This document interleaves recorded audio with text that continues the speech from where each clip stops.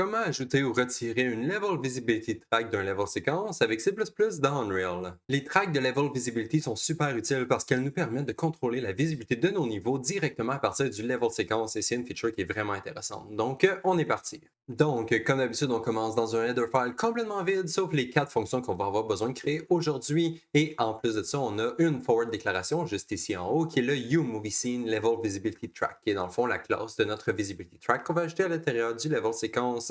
Et ensuite, pour nos quatre fonctions, je vais descendre un tout petit peu. Et nos trois premières fonctions ressemblent beaucoup aux fonctions qu'on a faites dans les deux-trois vidéos précédentes. Donc, premièrement, on a une fonction qui nous permet d'obtenir la Level Visibility Track qui se trouve à l'intérieur du level séquence. Donc, get Level Visibility Track from level séquence. On lui passe le path du level séquence et en retour, elle va nous retourner le UMovieScene Level Visibility Track, qui est la track qui devrait se trouver à l'intérieur du level séquence. Pas besoin de lui passer aucun autre identifiant parce qu'il y a seulement une Level Visibility Track par level séquence. Donc, c'est super simple à retrouver. Ensuite, comme deuxième fonction, on a la fonction qui nous permet d'ajouter une nouvelle track à l'intérieur du level séquence. Donc, add Level Visibility Track in level sequence. Même chose, encore une fois, on fait seulement lui passer le path du level séquence dans lequel on va ajouter notre track et en retour, elle va nous retourner notre track qui vient d'être ajoutée à l'intérieur du level séquence. Et la troisième fonction, c'est la fonction qui nous permet de retirer notre track du level séquence. Donc, le remove level visibility track from level séquence, même chose, on fait simplement lui passer le path de notre level séquence et elle va retirer la track qui se trouve à l'intérieur du level séquence si il y en a une, évidemment. Donc ça, c'était nos trois fonctions qui nous permettent d'ajouter et de retirer des tracks du level séquence. Et maintenant, pour notre quatrième fonction, celle-là va nous permettre d'ajouter des sections à l'intérieur de notre track. Les sections vont contrôler la visibilité de nos niveaux. Donc, chaque section a une durée déterminée et nous permet de contrôler la visibilité de certains niveaux spécifiques. Donc, chaque section va avoir un certain niveau assigné et une visibilité qu'elle doit lui appliquer à ce niveau-là. Et c'est ce qui explique tous les paramètres qu'on a ici en input. Donc, premièrement, le path du level séquence dans lequel on va ajouter notre section, évidemment, juste pour savoir où qu'on va ajouter notre section. Ensuite, le nom du level qu'on veut contrôler à partir de notre track de visibilité. Ensuite, la visibilité qu'on veut appliquer à ce level-là, donc un booléen ici qui est le level visibility. Et finalement, deux int pour le start frame et le end frame. Donc, la frame de départ de notre section et la frame de fin de notre section. Donc, la section va appliquer la visibilité qu'on veut au level qu'on lui assigne. Voilà. Donc, c'était tout pour le header file. Maintenant, on peut passer au CPP. Et comme d'habitude, on va commencer par les include. Et aujourd'hui, on en a besoin de quatre. Premièrement, le level séquence et le movie scene, évidemment, parce qu'on veut les modifier. Mais ensuite, on va aussi avoir besoin du movie scene level visibility track, parce que c'est la track qu'on va ajouter à l'intérieur du level séquence. Et ensuite, on a aussi besoin du movie scene level visibility section, qui est la section qui se trouve à l'intérieur de notre track. Donc, on a besoin de ces deux includes-là pour pouvoir modifier la visibilité de nos levels à partir de notre level séquence. Donc, ces quatre includes-là sont à l'intérieur du module level séquence, movie scene et movie scene track. Donc, on va aller voir et faire sûr qu'ils sont déjà à l'intérieur du build.cs, sinon on va les ajouter. Donc, on a le movie scene track et le level séquence. Donc, j'ai mis trois modules qui sont déjà dans le build.cs. Si jamais vous les avez pas, faites juste les rajouter, sinon ça ne compilera pas. Mais moi, je les ai déjà, donc je suis correct. Parfait. Je peux retourner dans le CPP et maintenant, on va passer à la première fonction. Juste ici, le get level visibility track from level séquence. Et si vous avez vu les vidéos précédentes, vous allez voir que ça ressemble beaucoup au code qu'on a écrit dans les deux, trois vidéos précédentes, évidemment. Donc, première chose qu'on a à faire, c'est loader notre level séquence. Donc, ici, je vais simplement faire un static load object en lui passant le path du level séquence et ça va nous retourner notre level séquence. Notre level séquence, on va s'assurer qu'il est valide parce que sinon, on ne peut pas obtenir la track qui se trouve à l'intérieur parce que le level séquence n'est pas valide. Donc, ici, s'il n'est pas valide, je vais simplement retourner immédiatement. Mais si jamais le level séquence est valide, là, on peut simplement essayer de retrouver notre track. Donc, dans le level séquence, on demande au movie scene de trouver notre track. Donc, find track. On lui passe la classe de la track qu'on cherche, donc le UMovieScene Level Visibility Track. Et en retour, la fonction va nous retourner la track qui se trouve à l'intérieur du level séquence. Et c'est tout. Ensuite, je vais simplement retourner un peu plus d'informations à mon utilisateur pour lui dire si j'ai été capable de retrouver notre track ou non. Et évidemment, je vais retourner ma track à la fin de la fonction parce que c'est le but principal de notre fonction. Évidemment, c'est de retourner notre track pour qu'on puisse l'utiliser un petit peu plus tard. Donc voilà, c'était notre première fonction. Maintenant, on peut passer à la deuxième, la fonction qui va nous permettre d'ajouter une track à l'intérieur de notre level séquence. Donc le add level visibility track in level séquence. Celle-là, même chose que dans les vidéos précédentes, on va regarder si la track est déjà présente parce qu'on peut seulement en avoir une à la fois. Donc je vais appeler notre get level visibility track from level séquence pour essayer d'obtenir notre track qui se trouve à l'intérieur du level séquence en lui passant le path évidemment. Et cette fonction-là devrait nous retourner une track si elle est présente à l'intérieur du level séquence. Évidemment, si la track est présente, eh bien, on va simplement retourner immédiatement parce qu'on ne veut pas recréer la track une deuxième fois. On peut seulement en avoir une à la fois. Donc, si la track n'est pas égale à nulle, je vais retourner immédiatement. Je vais retourner la track parce que pourquoi pas, je l'ai, elle existe déjà. Donc, je vais la retourner, mais je ne vais pas essayer d'en créer une nouvelle. Mais par contre, si la track n'existe pas, là, on va essayer de la créer. Donc, ce que je vais faire, c'est loader mon level séquence, encore une fois. Donc, load level séquence, c'est-à-dire que load object, on lui passe le path du level séquence, ça nous donne notre level séquence. Et si jamais notre level séquence est valide, on va pouvoir ajouter notre track à l'intérieur. Donc, ici, je m'assure que le level séquence est valide. Et ensuite, je peux simplement demander à mon level séquence de demander au movie scene d'ajouter une nouvelle track. La classe de la track, c'est évidemment le uMovie Scene Level Sequence Visibility Track. Et en retour, ça devrait nous créer notre track et nous la retourner juste ici. Je vais simplement dire que ça a été un succès, qu'on a réussi à ajouter notre Level Visibility Track à l'intérieur de notre level séquence et on va la retourner évidemment si jamais vous voulez vous en servir.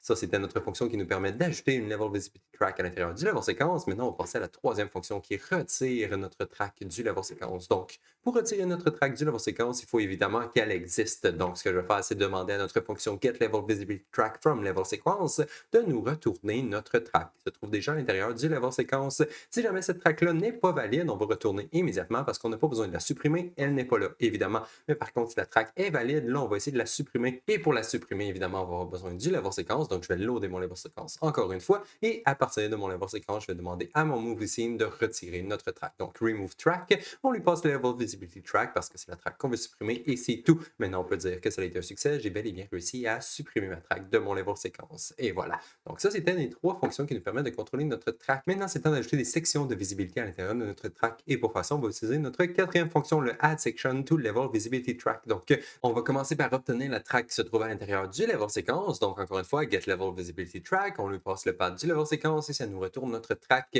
Si jamais la track n'est pas valide, on ne peut pas ajouter une section à l'intérieur. Donc, je vais retourner immédiatement. Mais si jamais la track est valide, là, on peut demander à notre track de créer une section à l'intérieur. Donc, ce qu'on va faire, c'est à partir de notre level visibility track, on va créer une nouvelle section. Donc, create a new section. Ça va nous créer une new movie scene section, mais nous, on veut la caster en new movie scene level visibility section parce qu'on veut pouvoir lui assigner des clés et les informations qu'on a besoin. Vu que la track elle a été créée à partir de notre level visibility track, la classe devrait toujours être celle-ci, évidemment. Donc, ça devrait nous retourner notre section que je vais m'assurer qui est valide parce que, évidemment, si on essaie d'utiliser une section qui n'est pas valide, ça va simplement crasher. Donc, on va juste s'assurer qu'elle n'est pas égale à nul parce que si elle est égale à nul, je peux rien faire avec. Donc, je vais simplement retourner immédiatement. Mais si jamais la section n'est pas égale à nul, là, on va pouvoir s'en servir. Donc, premièrement, on va commencer par setter les variables qu'on a reçues en input, donc le level name et le level visibility. Donc, sur notre section, on peut faire un set level names. Cette fonction-là prend un array de name en input, mais nous, ce qu'on reçoit, c'est une string, une seule string, un seul level. Donc, ce que je vais faire, c'est convertir ma string en array de name, juste comme ça ici. Comme ça, on va pouvoir le passer à notre fonction. Parce que techniquement, notre section peut contrôler plusieurs niveaux en même temps. C'est juste que je voulais garder ça simple. Donc, on va seulement contrôler un niveau à la fois. Et ensuite, une fois que la section est au courant de quel niveau qu'elle veut contrôler, on va pouvoir faire un set de visibilité qui va nous permettre de dire à la section quelle visibilité qu'on veut appliquer à notre niveau. En input, ce qu'on reçoit, c'est un booléen, mais la fonction, ce qu'elle prend, c'est un enum. Donc, pour le convertir soit en a-level visibility visible ou a-level visibility hidden, dépendant si on veut montrer notre niveau ou non, basé sur notre booléen. Donc, on set le level name du level qu'on veut contrôler et on set la visibilité qu'on veut lui appliquer. Parfait. Jusque-là, tout est beau. Ensuite, la prochaine étape, ça va être d'y assigner la longueur de notre section en utilisant notre start frame et end frame qu'on reçoit en input. Et pour pouvoir faire ça, eh bien, il faut commencer par calculer notre ticks per frame. Donc, je vais loader mon level séquence pour pouvoir calculer mon ticks per frame. Comme ça va me dire combien de ticks que je veux assigner à chacune de mes frames parce que les level séquences fonctionnent en ticks. Ils ne fonctionnent pas en frame. Donc, il faut multiplier nos frame numbers par le nombre de ticks qu'ils valent pour qu'on puisse placer la section au bon endroit à l'intérieur du level séquence. Donc, c'est pour ça ici qu'il faut calculer notre tick per frame. Et une fois qu'on a cette valeur-là, là, on peut setter la range de notre section. Donc, notre section qu'on a juste ici, on peut faire un set range. Et pour la range, on va devoir lui passer le start frame et le end frame que je multiplie évidemment par le ticks per frame parce qu'il faut lui passer le nombre de ticks. Donc, en fait, c'est plus le start tick et le end tick qu'il faut lui passer. Donc, je lui passe le start tick, le end tick et ça va setter la range de ma section. Donc, la section va être au bon endroit dans le level séquence et va avoir la bonne longueur. Mais par contre, il reste encore une petite chose à faire parce que notre section se trouve à l'intérieur du level séquence, mais comme il y a seulement une seule track de level visibility à l'intérieur de notre level séquence et qu'on peut évidemment contrôler la visibilité de plusieurs niveaux en même temps, il faut déterminer sur quelle rangée qu'on veut placer notre section à l'intérieur de notre track. Et ça, c'est pas quelque chose qui se fait automatiquement. C'était quelque chose qui se faisait automatiquement pour notre shot track, pour notre subséquence track et même pour le caméra code track. Mais pour le level visibility track, il faut le faire manuellement. Donc, on va le faire nous-mêmes. Donc, on va commencer par se créer un nouvel integer, notre row index, donc l'index de la rangée sur laquelle on veut placer notre section. Et ensuite, on va looper à l'intérieur de toutes les sections qui sont à l'intérieur. Ça, c'est les sections qui sont déjà existantes à l'intérieur de notre track. Et nous, ce qu'on va faire, c'est setter la valeur de notre row index basée sur le row index de chacune de nos rangées. Comme ça, si jamais il y a déjà une section dans la rangée 0, on va mettre notre valeur de row index à 0. Si jamais il y a déjà une section dans la rangée 5, on va mettre notre row index à valeur 5. Et ça va faire en sorte que quand on va setter notre row index de notre section, on va simplement pouvoir faire row index plus 1 pour setter le row index de notre section. Et comme ça va faire en sorte que si jamais on avait déjà des sections dans les rangées 0, 1, 2, 3, 4, notre row index ici va être égal à 4. Si on fait plus 1 sur notre row index, ça va le mettre dans la rangée 5, évidemment. Donc, on n'aura pas plusieurs sections, une par-dessus l'autre, parce que oui, c'est possible à faire et c'est pas vraiment beau. Donc, faites juste faire sûr que votre section est sur sa propre petite rangée toute seule, comme ça ne causera pas aucun problème. Donc là, on a fait tout ce qu'on avait à faire pour configurer notre petite section. Il reste juste à l'ajouter dans notre track pour vrai, parce que techniquement, ici, on a juste créé la section. On ne l'a pas ajouté sur notre track. Donc, si je vais simplement faire un level visibility track, add section. Donc, on ajoute la section sur notre track et on lui passe la section, évidemment, qu'on veut rajouter à l'intérieur de notre level séquence. Et en fait, c'est tout. Je peux simplement dire à l'utilisateur que ça a été un succès. J'ai bel et bien réussi à ajouter ma section à l'intérieur de ma track. Et maintenant, c'est temps d'aller dans Unreal pour tester, voir si ça fonctionne. Et donc, nous voici dans Unreal, dans un monde relativement vide que j'ai juste ici. Et j'ai un level séquence complètement vide, lui aussi.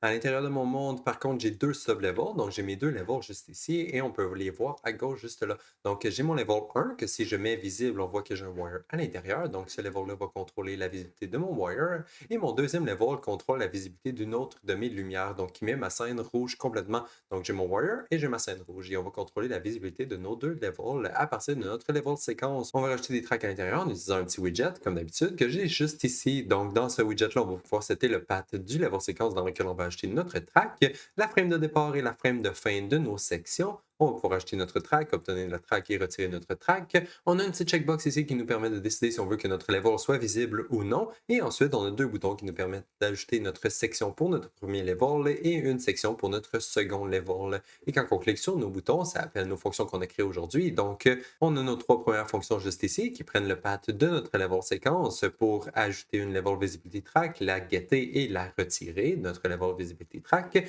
Et ensuite, on a notre quatrième fonction juste ici qui ajoute la section à l'intérieur de notre level visibility track. Fonction prend plusieurs paramètres, donc le path de notre level séquence, évidemment. Ensuite, le nom du level qu'on veut affecter, donc soit le level 1 ou le level 2, qui sont les deux levels que je vous ai montrés précédemment. Ensuite, la valeur de notre checkbox va déterminer si jamais on veut montrer le level visible ou non. Et finalement, dernière petite chose ici, nos spinbox vont contrôler la frame de départ et la frame de fin de nos sections. Donc, allez voir ce que ça donne. Je vais ouvrir mon éditeur utility widget que j'ai juste ici. Allez tout en bas et voilà. Donc maintenant, je peux me rajouter une track à l'intérieur de mon level séquence. Voilà, j'ai maintenant une level visibility track. Je peux la retirer, ajouter, retirer. Je peux essayer de l'obtenir. Elle n'est pas là, donc ça ne fonctionne pas. Même chose si j'essaie de la retirer. Si j'essaie d'ajouter une track une deuxième fois, ça ne fonctionne pas non plus parce qu'elle est déjà présente à l'intérieur du level séquence. Et ensuite, on peut ajouter des sections. Donc, je vais me rajouter une section pour mon level 1 entre la frame 0 et la frame 50. Et voilà. Et j'ai décidé que mon level ne devrait pas être visible parce que je n'ai pas coché ma case. Donc, on ne voit aucune différence. Donc, à la place que je vais faire, c'est cocher ma case, placer ma section, on va dire, entre la frame 23 et la frame 83, on va dire. Et je vais cliquer sur mon bouton pour ajouter une autre section. On voit que ça a rajouté la section sur une nouvelle rangée, donc il n'y a pas de collision entre mes deux sections. Et maintenant, si je scrub dans mon séquenceur, et si je scrub après la première section qui a la priorité, ça devrait me montrer mon warrior à partir de ma deuxième section. Et donc maintenant, mon warrior est visible parce que ma section dit que mon level devrait être visible. Et si jamais je vais jusqu'à la fin de ma section, on voit que mon warrior disparaît parce que mon level n'est plus seté en visible. Maintenant, on va faire la même chose pour notre deuxième niveau. Donc, on va dire entre la frame 58 et la frame, on va dire 120, on va ajouter une deuxième section. Et voilà, maintenant on voit que notre lumière est visible dans notre niveau parce que notre level est loadé. Donc si je scrub maintenant, on voit que ça déload mes niveaux, ça load mon level de wire, ça load mon level de lumière, déload le wire et déload la lumière. Et voilà, on voit que ça fonctionne quand même bien. Vous pouvez vous ajouter autant de sections que vous voulez, évidemment. Donc je peux rajouter une autre section juste ici qui va éteindre ma lumière. Donc on allume la lumière et quand on arrive ici, on éteint la lumière. Et voilà. Donc c'est comme ça qu'on ajoute des sections pour contrôler la visibilité de nos levels directement à partir du level séquence. Donc ça va être tout pour la vidéo d'aujourd'hui. On se retrouve dans la prochaine. Bye bye!